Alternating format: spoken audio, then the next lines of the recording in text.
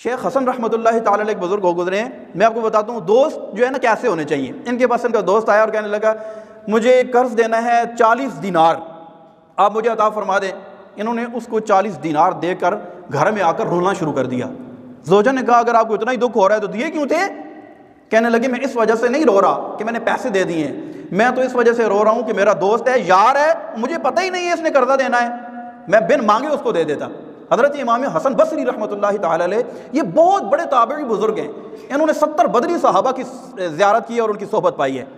یہ کہتے ہیں کہ میں نے ایسے ایسے لوگوں کو دیکھا ہے، یعنی وہ صحابہ کرام کا ذکر کرتے ہیں، کہتے ہیں میں نے ایسے ایسے لوگوں کو دیکھا ہے کہ ان میں سے کسی کا دوست فوت ہو جاتا ہے تو وہ 40 سال تک اس کے بچوں کی کفالت کرتے ہیں اور اسے خرچہ دیتے ہیں. ایسی ایسی دوستیاں نبھاتے ہیں. اللہ ہمیں بھی ایسی باوفا دوستیاں کرنے کی توفیق عطا فرمائیں. اگر ہمارا دوست نمازی نہیں ہے، اگر کوئی غلط کام میں مبتلا ہے تو اپنے دوست کی فکر کرنی چاہیے. اللہ تبارک و تعالی ہمیں اچھی صحبتیں اختیار کرنے کی توفیق عطا فرمائے.